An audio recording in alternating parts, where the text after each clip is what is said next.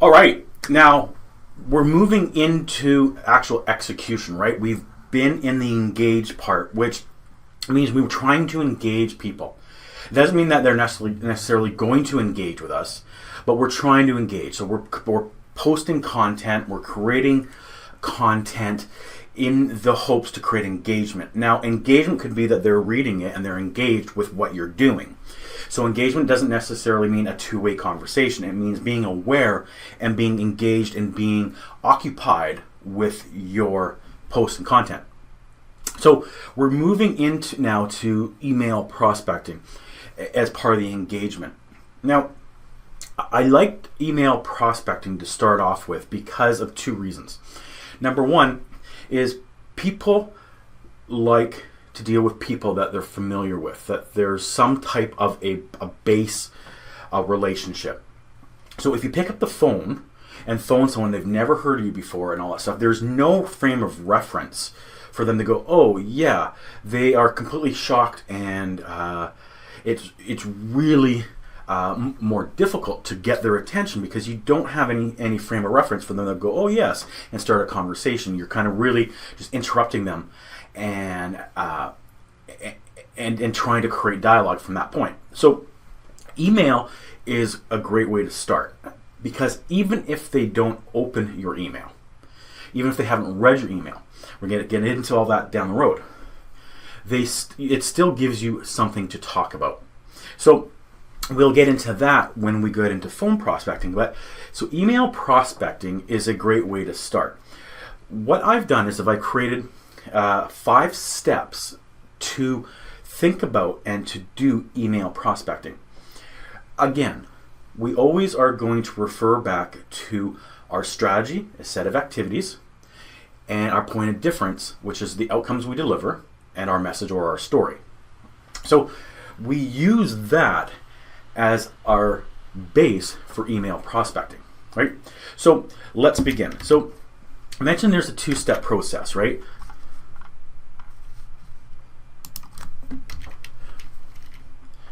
Okay, so this is a 5-step process. So step 1 is recognizing that this is not something you do once. This is not an event. It's a process. It's a campaign. It's a strategy. Again, a strategy is a set of activities. So the way I want you to think about this is that email prospecting is a combination of email, phone, email, phone, email, phone. Now, you don't necessarily have to go email, phone, email, phone. It could be email, email, email, phone. It could be email, phone, phone. There's no way. You do what's best for you. I do have a process that I'm going to show you that works best for me, but see how it works for you. So you need to really recognize that this is a campaign. Now I use 7-Eleven campaign because it is easy to remember. Everyone knows 7-Eleven, the store. 7 to 11. So what does that mean? It means that, from my perspective, low volume accounts, smaller accounts, you're going to reach out to them about 7 times on average. For medium-sized accounts, you're going to do somewhere in between there, about 9. And for large accounts, you're going to do 11 or more. Now, I don't recommend you stop at 7. I don't recommend you stop at 9. I don't recommend you stop at 11. I recommend you stop when someone has resisted you, has told you to stop. Aside from that, you keep going. But you have to be relevant. You have to provide value in what you're doing. So, or you're referencing from a past email or past phone call. So recognize that we're talking about a campaign, okay? And a campaign is a set of activities. It's a strategy, right? So recognize that. That's very important. So it's something you're going to sit back and go, okay, day 1 I do this, day 2 I do this, day 3 I do that. And you recognize that this is your process, this is your routine. You don't just one day email and then wait 3 days, 4 days and say, yeah, I feel like sending an email. I'd send another email and then go, yeah, okay, I think that's long enough. I'll send a phone call. No, you want to have a process. I'm looking at my board right here. You can't see it, but it says day 1, email, right? Internal referral. Day 3, email, ISSA data, right? Day 5, email, I say report summary, right? Down to number 5, that's my first phone call. So that's the process I use, and I'm looking at it right now because I know that's the process I use. So we want to recognize that it is a campaign, okay? So let's stop there and recognize it's a campaign, and we will continue with step 2 in the next video.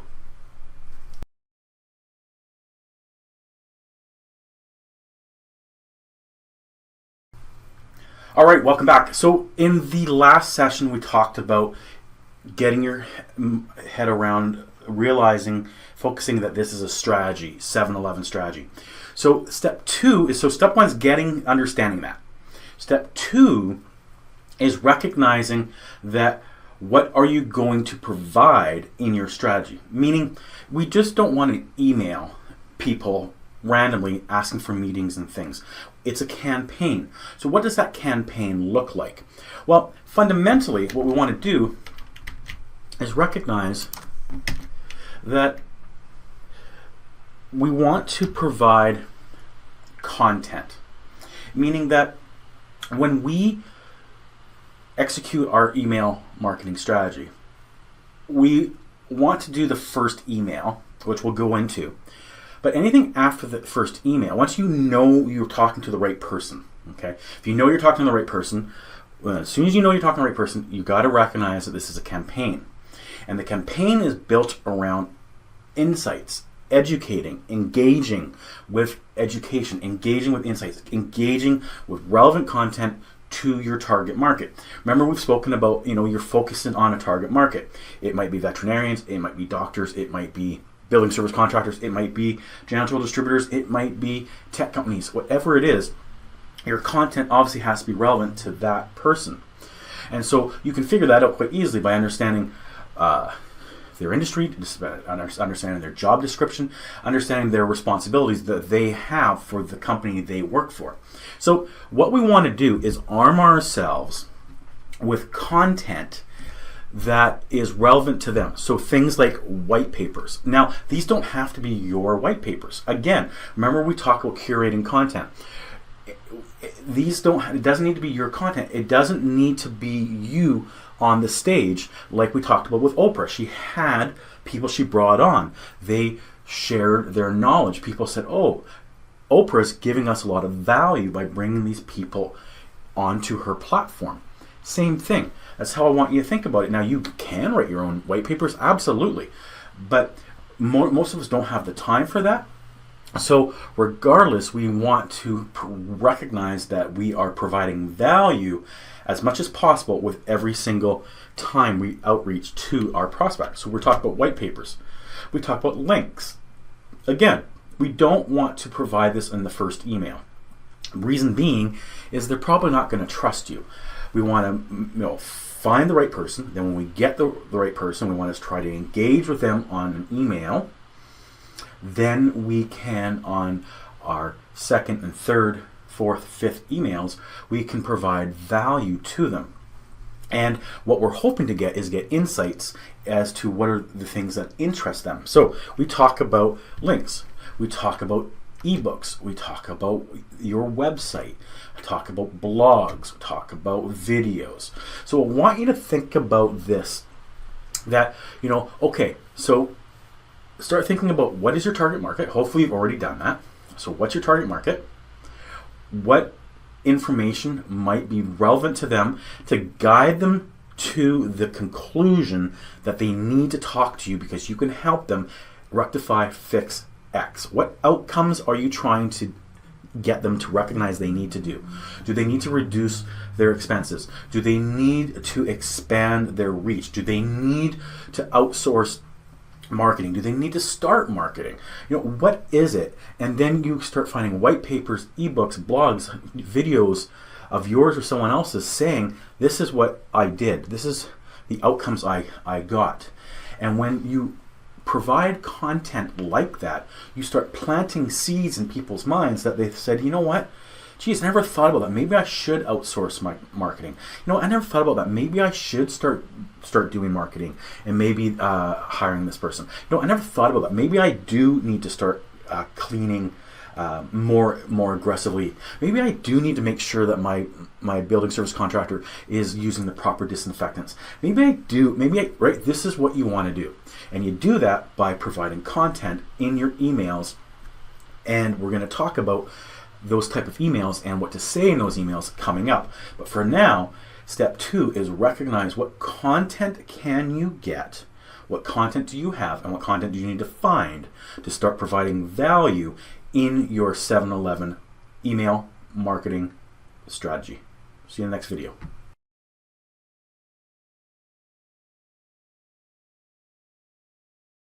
Welcome back. Now, we have gone through step 1, recognizing that we're doing an email marketing strategy or a campaign set of activities. We've recognized in step 2 that we need to gather content, links, emails, videos, white papers, ebooks, whatever it is that is relevant to the outcome you want your prospect to recognize, to make, to change. Step 3 now is where we start our execution in doing our email marketing. Now, before we send our first email, we want to recognize that positioning is everything, right? So when we send an email, what are we doing? So let's just think about it. What color and font? Are you Times Roman font, or do you have a nicer font? Do you have a Tahoma font, which is what I like to use? But whatever, there is no right or wrong. But is it visually? Is it visual? Is it a nice looking email? Now, I'm not talking about spending hours designing the perfect email. Just talking about recognizing that you are using a nice font. You're not using capitals and highlighting with red and all these things. You're just typing a professional email, and you're recognizing the color and the font you're using, black or white, whatever it is, and you're using a nice visually font, proper size, and that it's obviously punctuated properly. So the nice thing is that if you don't know how to punctuate properly and you're not comfortable with that, create the emails, have someone that you trust edit the emails, and for the most part, most of this is going to be template form. You can do the same email, or 80% of the email is going to be exactly the same because you're addressing the same type of person in the same type of industry with the same type of issues, the same type of challenges. You change the name, maybe a few little things, that's it. Now, as far as time goes, it's all over the place. Friday afternoons and Monday mornings are not great. Anything else is pretty good. Now, once people say, oh, well, Tuesdays is the best day, then everyone starts sending on Tuesdays, so now that's not the best day. So just send out the emails, not on a Monday morning and not on a Friday afternoon. Weekends are good because people, a lot of people have their phones on. But regardless, just recognize that this is a campaign, that you are on a set schedule, and that you send them out at the same time all the time, because it's best to have a routine, then you'll follow it. Okay, so Tuesdays, Wednesdays, Thursdays, best days. Monday afternoons, Friday mornings are not bad.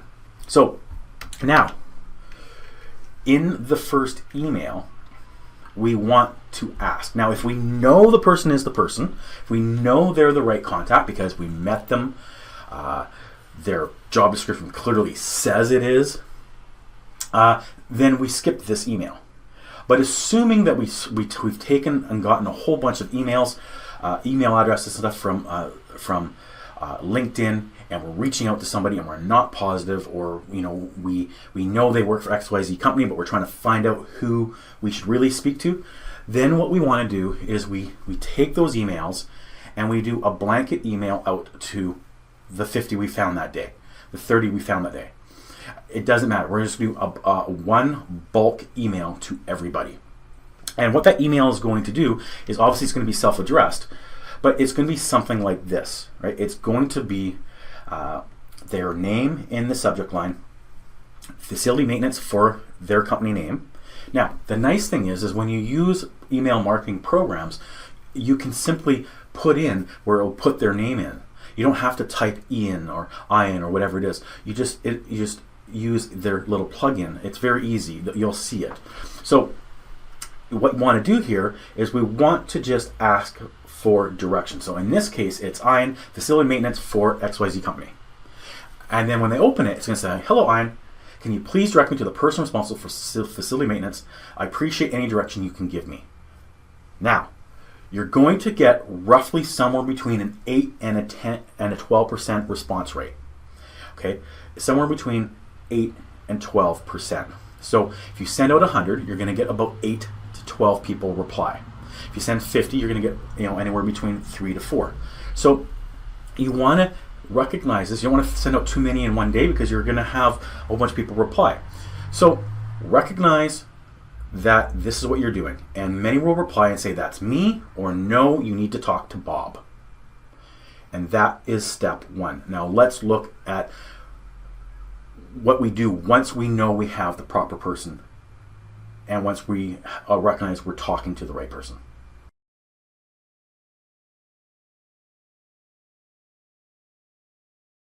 All right, so we left off the last video with what do you want them to do?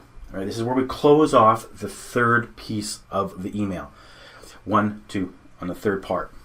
What do you want them to do? Well, we want them to behave in a way that gives us a meaning. So when we word it, we want to word it so it's easier for them to think yes, not to think no. So we do that by being forward but not aggressive. So we say something along the lines of, I have set aside Wednesday, October 7th at 3 p.m. I'll call you then to chat. I hope you're available to receive my call. Now, this third line is an invitation to engage. Don't ask the customer to do any heavy lifting. Offer a day and time when you will call, okay? Now, what we're doing here is we are keeping the ball in our court, okay? So we're not like, are you available Tuesday or Wednesday at 3? They have to go, yes, no. Right? You're not asking for permission. You're telling them that you're going to call. And what you want to do is make sure that you call. You want to make sure that you call at 3 o'clock, not at 2 o'clock, at 3 o'clock, their time. So recognize the time differences. That can be a little challenging sometimes. So recognize that you're keeping the ball in your court. When you call them, they may not take your call, but they might take your call because you've said they're going to call.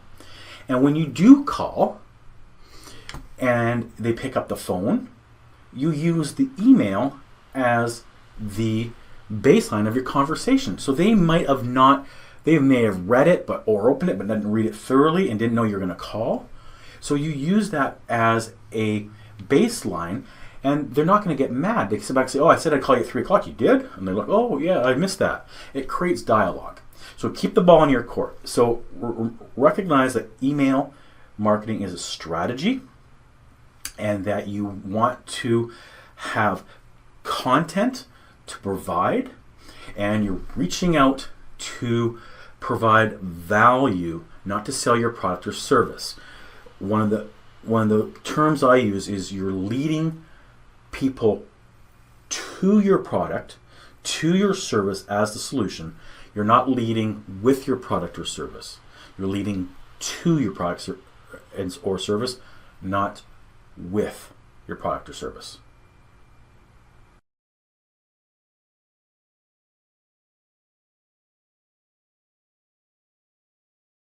Welcome to this segment. This module is on lead scoring. Now, this is a little bit more advanced. So if you're not comfortable with computers very much, you're just going to use a simple email marketing, you may not need to watch this segment, this module. However, it's very, very important in my opinion, that you understand lead scoring from a prospecting standpoint, because it really helps you gain insights and data on the low-hanging fruit of the people you're trying to prospect to. It's really good to have an idea of where their mindset's at, what their behavior is like, whether or not, who to pursue. Because what you can do, you can waste your time going after everybody and treating all your prospects that you're trying to call on the same. What we want to do is we want to get the ones that are most likely to say yes. We want to get the ones that are most likely to talk to us, to listen to us, to hear us, to give us an opportunity. And we do that. One way we do that is through lead scoring. So let's look at where we're at so that we can kind of see where we're going. So this is the revenue production marketing process, right? We start off with our strategy and our differentiation. We talked about attraction and creating awareness. We talked about capturing that information. And we just finished off with engagement, creating content, cascading that content, and then emailing using content to our prospects. So what we want to do in this step is score them. Now, what that means is that we use a mathematical score based on their behavior. So as we go through this process, we kind of start off with marketing, kind of like a sales marketing, right? A process, and then we're actually in full-fledged marketing, and then we are heading towards sales. So we're just in between, the gap between marketing, our marketing hat, and our sales hat. We're right in between, and the lead scoring is going to help us do that. Now, one of the things we want to do is we're sending those leads, those emails, right? We've just gone from that step, and so we're lead nurturing. And I want you to understand that companies that excel lead nurturing generate 50% more sales-ready leads at a 33% lower cost by Forrester Research. And then why is that? It's because it doesn't cost a lot of money to automate emails and content once you set it up to your prospects. It costs money and time to have someone that your highest paid, most reliable, dependable people to grow your revenue, or your time if you're in sales, to spend that time picking up the phone to see if someone's interested. Right? That takes time. You have to stop what you're doing. You have to get focused. Right? Yes, we need to do that, but we want to do that with the most likely people to say yes. And that's where lead nurturing is. So when we're emailing leads and we're nurturing them with content through and through, then we have a better chance. But as we send those emails on our campaign, we want to be lead scoring them. And lead scoring is a methodology used to rank prospects against a scale that represents the perceived value each lead represents to the organization. The resulting score is used to determine which leads a receiving function, sales, partner, teleprospecting will engage in order of priority. So in a nutshell, what it is when we send an email to somebody, we are scoring them, meaning we put a mathematical point system to their behavior. The points we put to each behavior are really kind of irrelevant. It's putting a point system to it. So let me give you an example. If I send an email and that person opens up the email, I can give them a score of 5 for that, or I can give them a score of 1. That doesn't really matter. What matters is that we put a score to their behavior. And we put a higher score based on more important, more in-depth, more tells on their behavior. So as an example, we might give 2 points or 3 points to someone that opens up the email. But if they click the video, if they click the link, if they download the ebook, we put a higher mathematical score to them. So maybe we put 5 points. So when we continue to send them through our campaign, they're getting points. And when the campaign is over, when you've done your 7 outreaches, or your inline, or your 11, whatever it is, at any point in time, when that person hits a certain point level, let's say it's 30 points, that means they've done all these different behaviors. They've opened up your email, they've forwarded your email to people, they've clicked the link, they've downloaded the ebook, and they've done these behaviors. And so what we do is we recognize that once they hit 10 points, 20 points, whatever it is, you each industry is different, and you have to work through that through some trial and error. But it's not hard. You just kind of say, hey, you know, on average, when people hit 30 points, they're a lot more responsive than if they've hit 10 points. So what we do is we create a list on a weekly, daily, monthly basis, whatever it is, and sit back and say, here's our list of people that have hit 30 points. These are the people that I give to sales. These are the people that now we go into sales, right? Go back to the slide here, right? These are the people that now sales gets involved. So it depends on, it doesn't matter on your process, but all of a sudden you sit back and say, hey, Aiden, here's 10 people that have hit 30 points. They seem interested. Reach out to them. Now your highest paid people, or the highest use of your time, is reaching people that are interested, not reaching people that have never opened your email. Why would you call them? They've never opened your email. They don't know who you are. They're not interested. So that is lead scoring, and we're going to move into the next video where I'm going to show you exactly what that looks like.